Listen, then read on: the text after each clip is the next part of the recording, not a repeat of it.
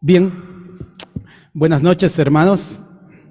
Bien, hoy quiero que hablemos sobre decisiones. Bien, vamos a hablar sobre decisiones, pero vamos a hablar no muy simple, quiero que sea más orientado, ¿no? Siempre los mensajes van con una finalidad y este mensaje va a tener dos finalidades, ¿no? Esta reflexión que vamos a tener hoy va a tener dos finalidades. Aquí alerta de spoiler, un poquito lo que vamos a hablar. Vamos a dar un mensaje, pero vamos a dar un mensaje a los receptores iniciales y vamos a dar un mensaje a los mensajeros, que son los que ya recibieron antes el mensaje. Bien, para saber bien, quiero que me digan si hay algún nuevo, alguien que vino por primera vez un domingo acá a la iglesia. ¿Hay alguien que vino por primera vez acá? Ninguno. Todos alguna vez entonces un domingo ya han tenido la oportunidad de escuchar el mensaje de salvación, ¿no? De escuchar la palabra de Dios que da vida. Incluso si hoy hubiera alguien acá que ha venido, que ha escuchado, que no tiene claridad, solo considerando las letras de las canciones que hemos cantado y reflexionando en ellas que Dios vino, que murió por nosotros, que Él después va a volver a rescatarnos, que a sus pies hay paz, que Él nos va a dar bendición. Solo considerando esas letras, uno ya puede reconocer la palabra de Dios, escuchar el mensaje y abrir su corazón, ¿no? Ahora les pregunto, ¿quiénes de todos los que estamos acá han recibido ya al Señor como Salvador?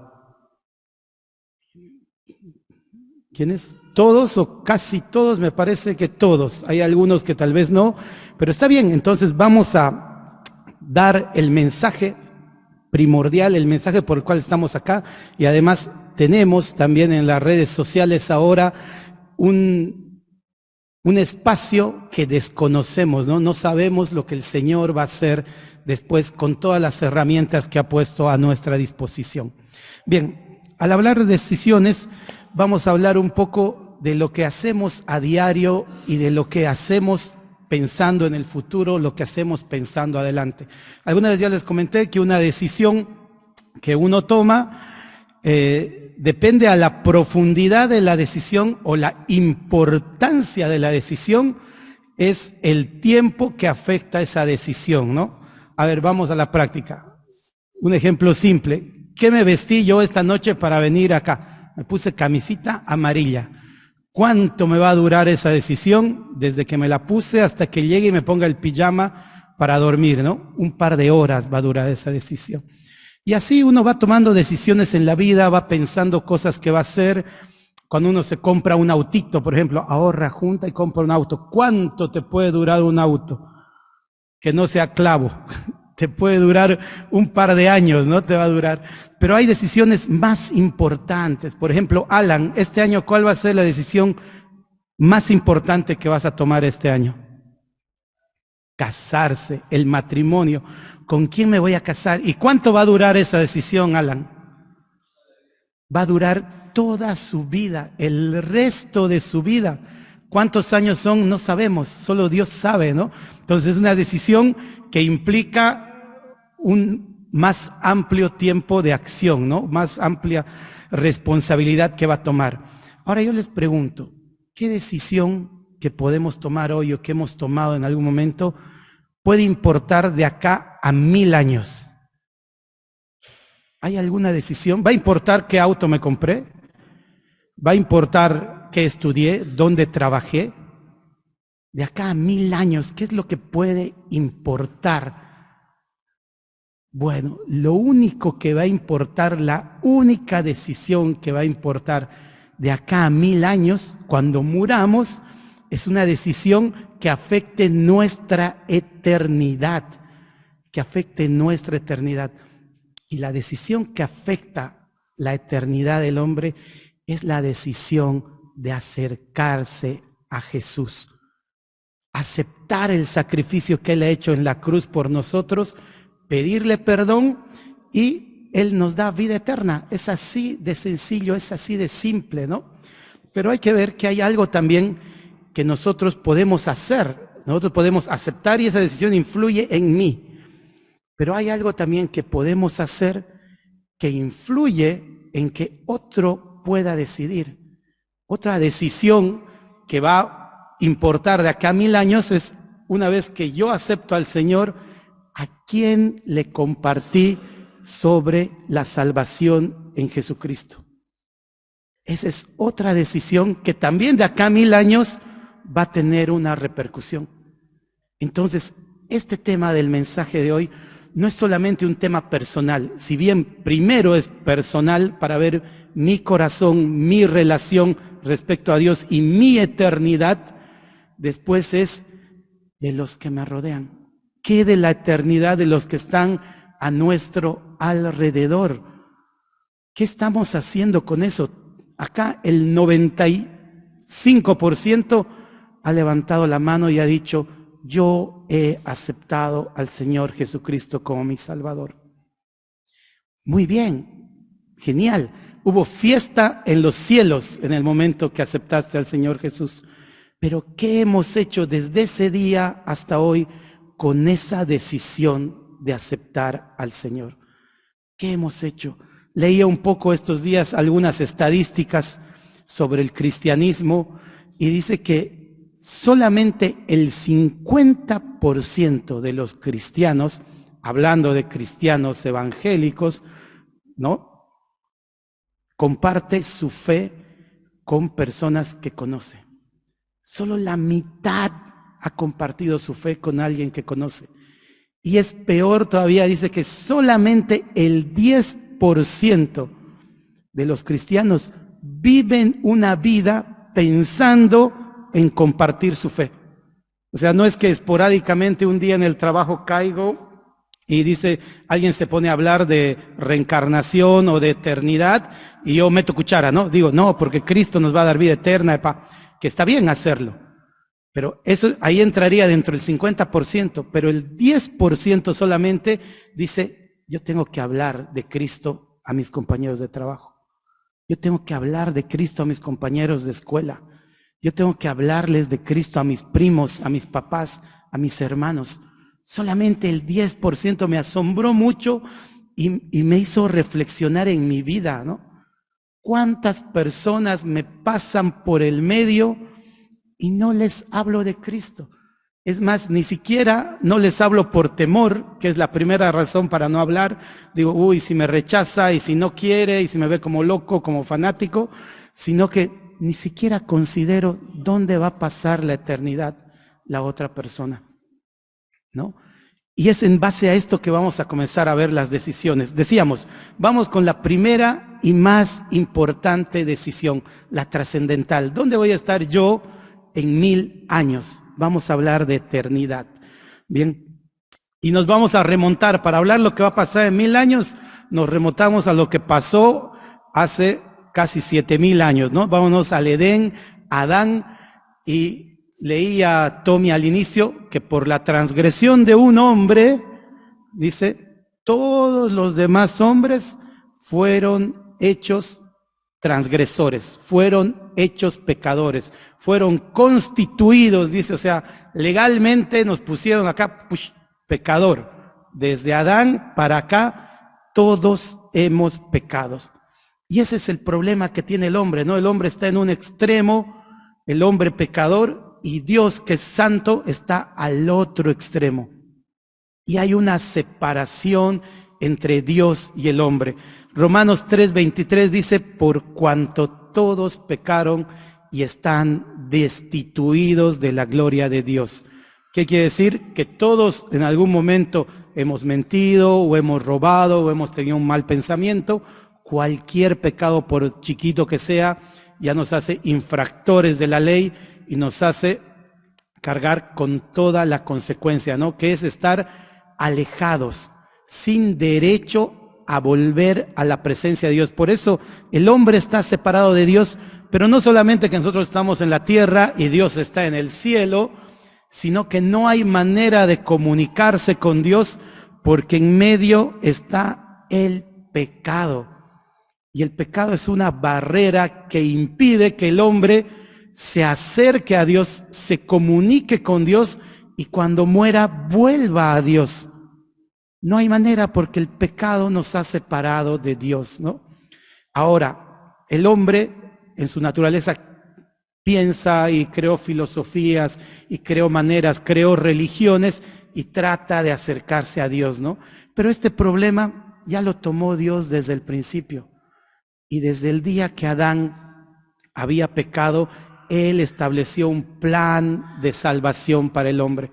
Él estableció la manera en la que iba a poder reconciliar consigo al mundo, reconciliarnos con Él y que esa barrera del pecado ya no sea un impedimento para volver, porque Dios nos ama, ama al hombre, ama a los pecadores a pesar de que aborrece el pecado. Me ama a mí con todos mis errores, te ama a ti también con todo lo que has hecho. Sin importar lo grave que sea lo que hiciste, Dios te ama. Y es por eso que hizo un plan para poder rescatarnos, ¿no? Pero el hombre, siempre tratando de solucionar esos problemas que encuentra en la cabeza, primero dice, y hay muchísimas religiones que dicen, bueno, hagamos buenas obras, de esa manera Dios va a estar agradado, ¿no? Dios va a ser satisfecho, voy a poder llegar a Dios. Y comenzamos a construir nuestro puente de buenas obras, ¿no? Tratar de llegar a Dios haciendo caridad, ¿no?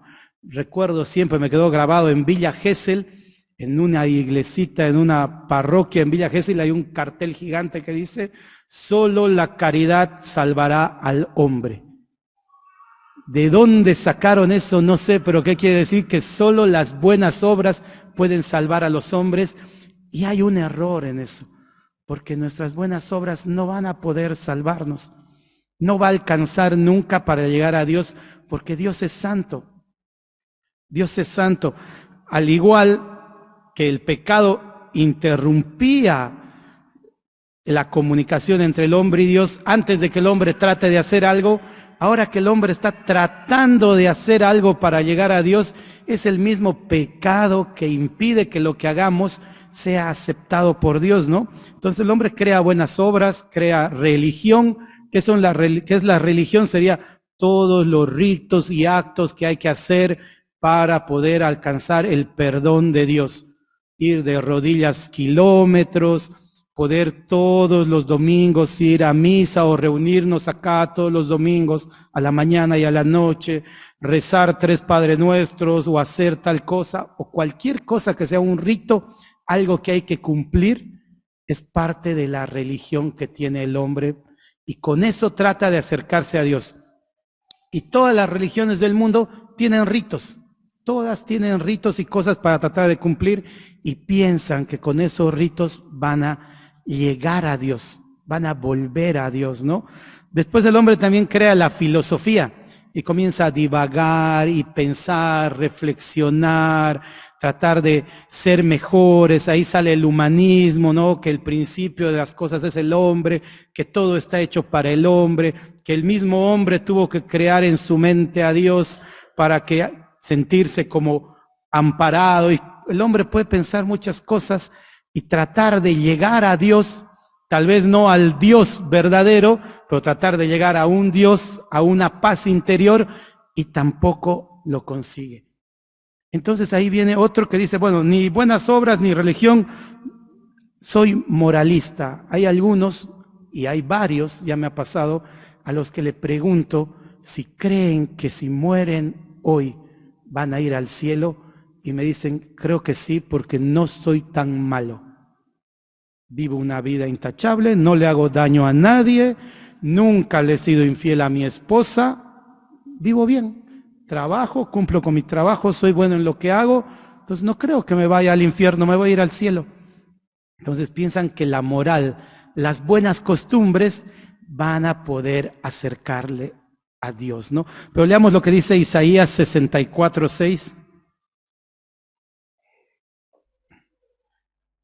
Isaías 64:6 dice, si bien todos nosotros somos como suciedad y todas nuestras justicias como trapo de inmundicia, y caímos todos nosotros como la hoja y nuestras maldades nos llevaron como viento.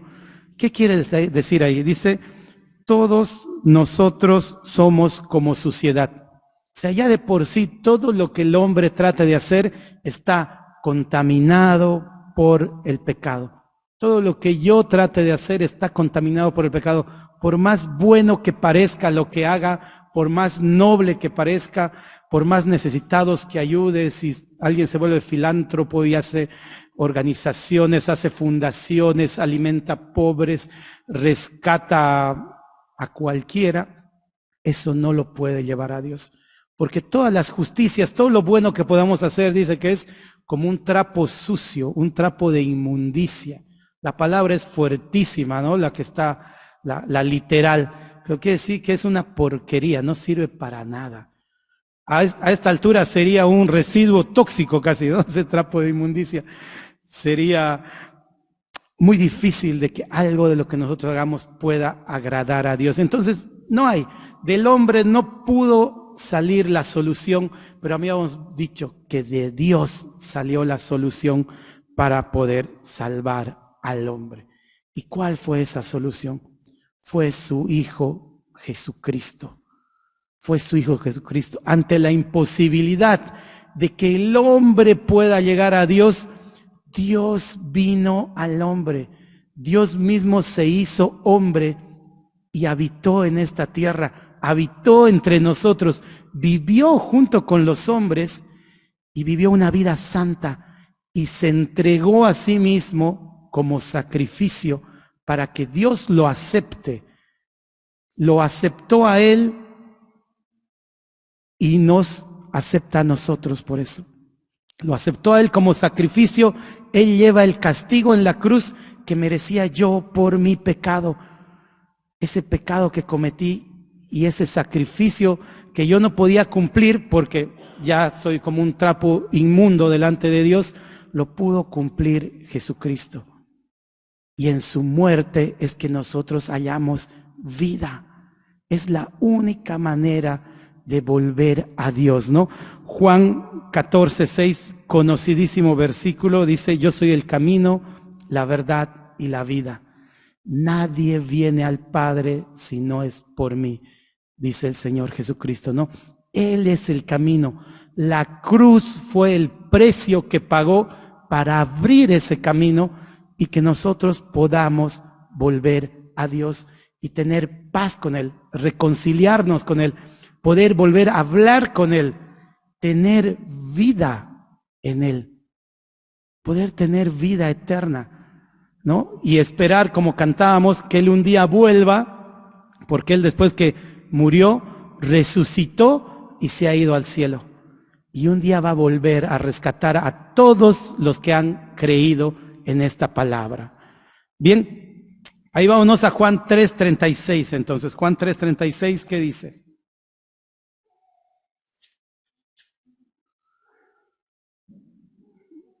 Juan 3:36 dice: el que cree en el Hijo tiene vida eterna, pero el que rehúsa creer en el Hijo no verá la vida, sino que la ira de Dios está sobre él. Entonces habíamos visto que esta decisión que estamos tomando hoy, los que por primera vez han escuchado esto o ha entrado en su corazón, reflexionan y deciden creer en el Hijo, creer en ese sacrificio que hizo Jesús en reemplazo mío, dice, tienen la vida. Pero los que rehúsan creer en el Hijo tienen la condenación. Entonces, creer en el Hijo se resume en aceptar ese regalo, arrepentirnos de nuestros pecados, pedir perdón en oración a Dios y Él nos da vida. Él da vida. Él da vida. Y ahora, después de haber visto este panorama que para muchos, todos los que han levantado la mano, ya es muchas veces que hemos escuchado esto. Si estamos hace un año en la iglesia solamente y hemos faltado un par de domingos, mínimo 50 veces hemos escuchado este mensaje, ¿no? La Biblia lo llama buenas noticias, ¿no? El evangelio son las buenas nuevas, las buenas noticias de salvación. Ahora yo les voy a dar una buena noticia. Argentina es campeón del mundo. Nadie gritó, nadie celebró, nadie festejó, porque es una noticia vieja, ¿no? Ya cuánto pasó desde diciembre, pasó un montonazo, ya va a ser un año que pasó. Bueno, y parecería que la iglesia, al igual que una buena noticia ya no causa el mismo efecto en nosotros, la buena noticia de salvación no causa un efecto en los que ya los hemos escuchado 100 veces, 200 veces, 300 veces. Ya es repetitivo, ya sabemos lo que va a venir después. ¿Cuántos sabían que después iba a venir la cruz en el caminito ese? El 95, 99% sabían que después venía la cruz a hacer el camino al cielo. Ya lo sabemos, ¿no? Ya sabemos que eso va a ser así.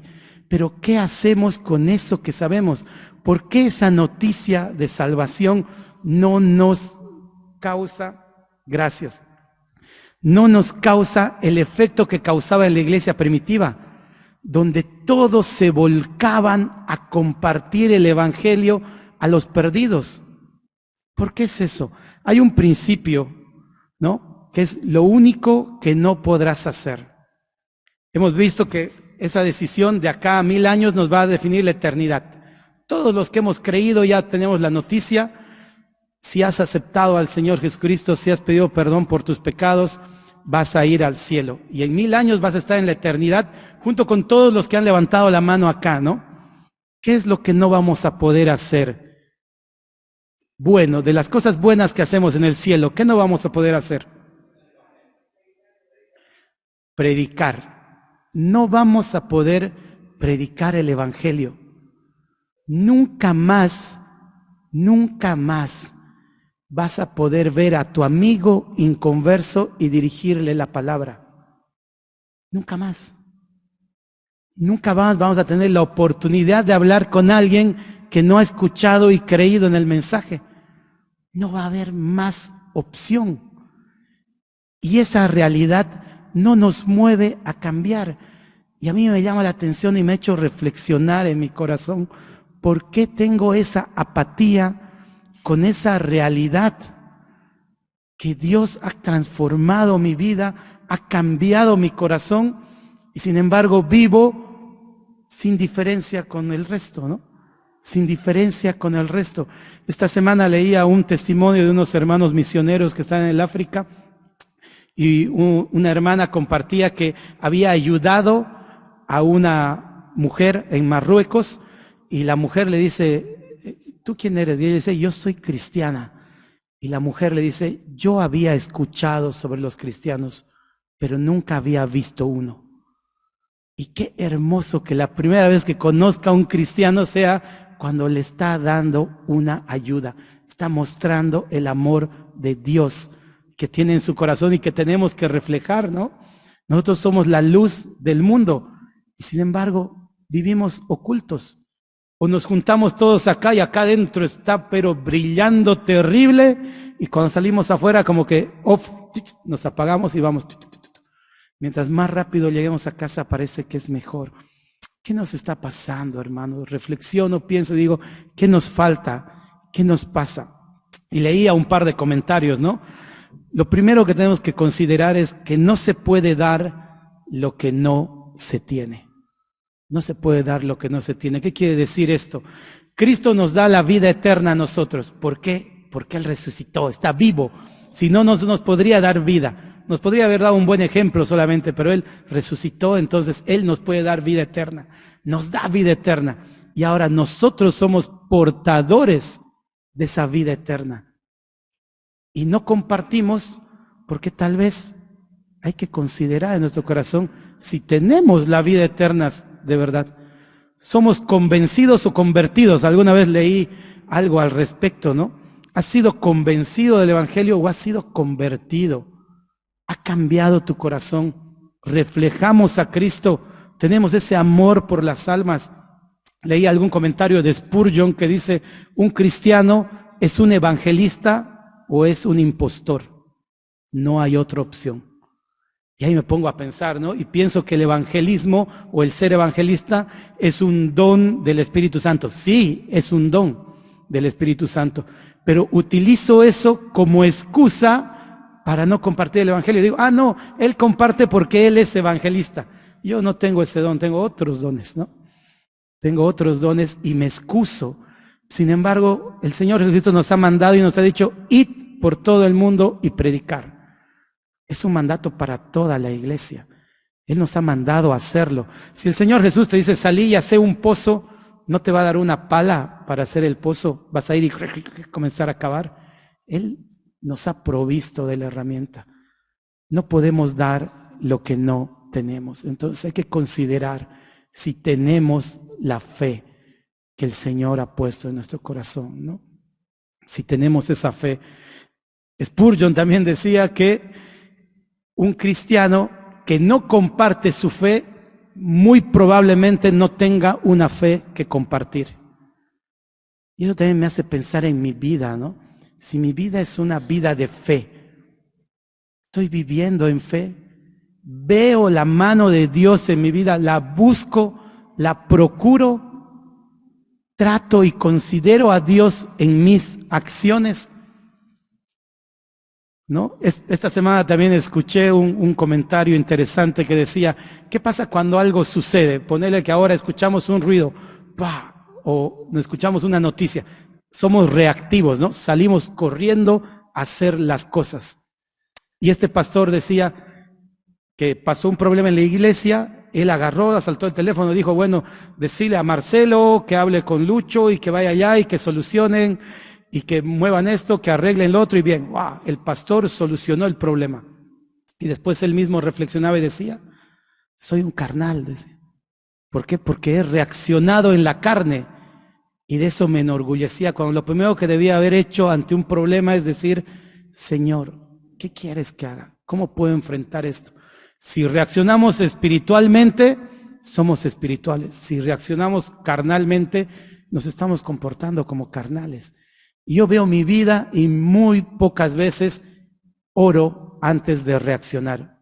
Poquísimas, tal vez podría contarlas con esta mano, ¿no? Entonces veo que realmente tengo que ver mi corazón, decir, Señor, ¿cuántas cosas no te estoy entregando? ¿Cómo mi voluntad está todavía firme y no doblegada ante lo que Dios nos está pidiendo, nos está solicitando? Entonces consideremos, hermanos, ¿qué estamos haciendo con eso? Ahora, ¿por qué compartir el Evangelio? Habíamos dicho que es un mandato, ¿no? Es un mandato compartir. Pero nuestro corazón, o por lo menos mi corazón, que es transgresor por naturaleza, todo lo que es un mandato, una regla, pienso que la regla está hecha para romperse, ¿no? Es más fácil pedir perdón que pedir permiso, dice. Entonces, esa manera de pensar a veces no nos da la opción para compartir nuestra fe, para compartir el Evangelio.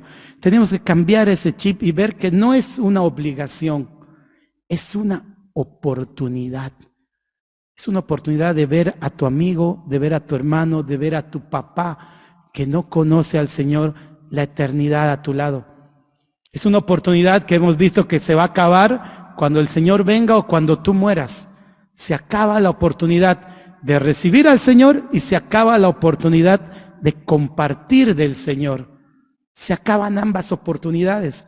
No pensemos que con aceptar al Señor hemos llegado. No hemos llegado, hemos empezado a caminar. Vamos a 2 Corintios 5:20.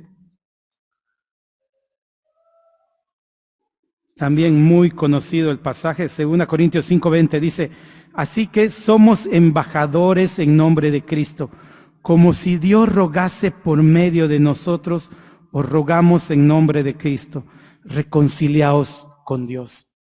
Somos embajadores de Cristo. Somos pequeños Cristos puestos en el lugar donde estamos. Y sin embargo, nuestra acción, nuestra manera de pensar, nuestra manera de ver a la gente difiere mucho de lo que el Señor hace, de lo que el Señor hace. El Señor veía las multitudes y dice que tenía misericordia de ellos, ¿no? Los veía como ovejas sin pastor. Los veía perdidos, los veía sin Dios, lejos de Dios, necesitando a Dios, ¿no? Era amigo de publicanos y pecadores, pero era amigo de ellos para mostrarles el amor de Dios. Nosotros cuando tenemos amigos publicanos o pecadores, por decir ahora, o sea, no creyentes, vamos con ellos para compartir estudio, para compartir un partido, pero no para compartirles del Señor. Entonces, tenemos que cambiar eso. Somos representantes de Cristo. Es una oportunidad más que una obligación. Es una oportunidad. Ahora vamos a ver algo de probabilidades, ¿no? Porque preguntando esto a todo el mundo y yo preguntándome a mí mismo, y lo que me pasa es, ¿por qué no compartimos el Evangelio? ¿Por qué? Porque tenemos miedo, ¿no? La principal respuesta es que hay miedo. Hay miedo al rechazo, miedo a qué va a decir, miedo al qué dirán, ¿no? Pablo y Pedro, cuando los encarcelaban al principio de la iglesia, decía, juzgad ustedes si es mejor obedecer a los hombres o obedecer a Dios, agradar a los hombres o agradar a Dios. Yo creo que ese clic que tiene que hacer en nosotros es esta reflexión de ver si tengo realmente la fe, si creo realmente que he sido rescatado de mi vana manera de vivir. ¿Cómo no ver al resto como personas que necesitan ser rescatadas? Es ahí donde tiene que estar. Bueno, pero ¿qué puede pasar? Vamos desde lo mejor que puede pasar hasta lo peor que puede pasar cuando compartimos el Evangelio con alguien, cuando nos animamos. ¿Qué creen que puede pasar? Lo mejor. Que la persona se arrepienta y acepte el mensaje, ¿no?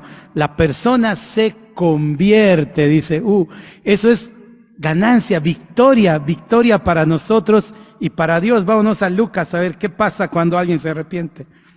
Lucas 15:7 dice, os digo que así habrá más gozo en el cielo por un pecador que se arrepiente que por 99 justos que no necesitan arrepentimiento.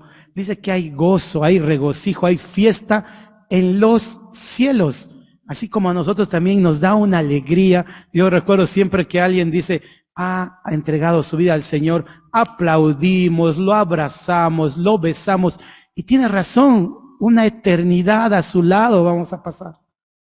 Tiene vida. El milagro más grande que Dios puede hacer es dar vida, y lo ha hecho, es para aplaudir. Bueno, entonces tenemos una opción que era eso. ¿Cuál es otra opción? ¿Qué puede pasar también?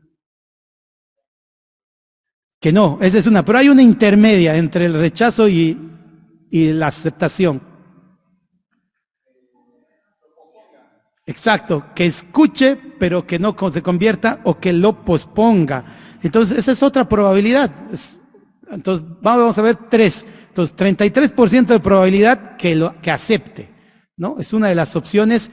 Y bueno, ahí hay fiesta y regocijo. La otra es que la persona escucha, pero no decide, ¿no? Escucha y posterga. Yo he tenido un par de amigos que han postergado, me decían, sí, escucho, sí te escucho, sí creo en Dios, sí soy pecador, pero no puedo aceptar al Señor ahora, no quiero aceptar al Señor. Y es triste, es re triste, pero pasa. Ahora, ¿qué dice 1 Corintios 3, 6 y 7? 1 Corintios 3, 6 dice, yo planté, Apolo regó, pero el crecimiento lo ha dado Dios. Así que ni el que planta es algo, ni el que riega, sino Dios que da el crecimiento. Entonces, eso también es ganancia. Estamos sembrando la palabra y va a ser Dios el que en su momento va a dar el crecimiento. Va a abrir los ojos para que Él vea la verdad y pueda acercarse a Jesucristo. Entonces teníamos ya la segunda chance, 66% de que lo que vamos a hacer está bien y tenga éxito. Pero hay otra que normalmente cuando uno pregunta qué puede pasar, lo primero que dicen, rechazo. Está puesto en nosotros porque tenemos miedo al rechazo, ¿no? La otra opción es que nos rechacen, que la persona rechace el mensaje, ¿no?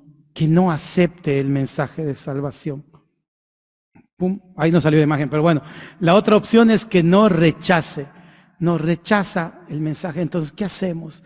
Ahí nos entristecemos, normalmente estamos tristes, estamos decaídos, pensamos que hemos fracasado. Yo recuerdo la primera vez que en la iglesia donde me convertí hicimos un taller evangelístico, hacíamos el taller a la mañana, almorzábamos y a la tarde salíamos a predicar el evangelio en el barrio, ¿no?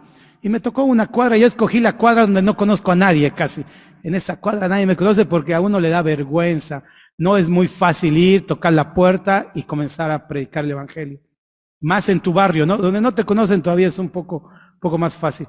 Fui a la primera puerta, tocamos, le dijimos, queremos hablarle del amor de Dios, y la señora, no sé, casi nos escupe, nos cerró la puerta, dijo que ella no cree en nada, que no quiere saber nada, y nos azotó la puerta en la cara. Y éramos dos hermanos, nos miramos, dijimos, nos sentimos re mal. Toda la mañana nos habíamos preparado para salir a predicar, y en la primera puerta nos azotaron la puerta, ¿no?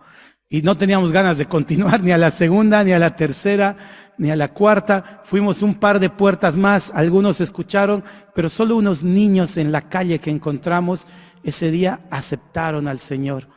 Entonces el Señor bendice, pero también el Señor bendice el rechazo. Vámonos a 1 Pedro 4, 13 y 14.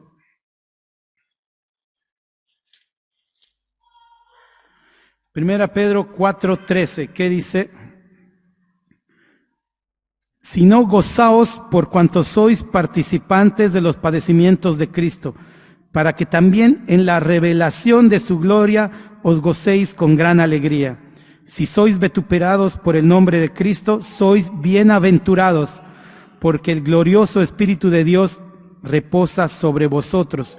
Ciertamente de parte de ellos Él es blasfemado, pero por vosotros es glorificado. Dice que si somos rechazados, somos bienaventurados, que es triplemente feliz, ¿no? Somos más felices. Acá te muestra que en el otro había gozo. Acá dices, son bienaventurados cuando son vituperados por el nombre de Cristo. Incluso si Cristo es blasfemado, dice, por nuestro obrar Él es glorificado. Entonces, no hay pierde predicando el evangelio. Ganamos si se convierten, ganamos si sembramos la semilla, y ganamos si nos rechazan. Ganamos si nos rechazan. Así que no hay manera de salir perdiendo, todo es ganancia. Me pregunto a mí mismo, ¿por qué no comparto el evangelio? ¿Por qué?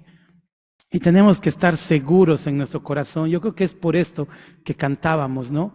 Nos alejamos muy pronto de los pies del Señor. Nos alejamos muy pronto de la cruz. Nos vamos con la salvación en nuestra mochila y digo, bueno, tengo mi escudo, me protege de la muerte.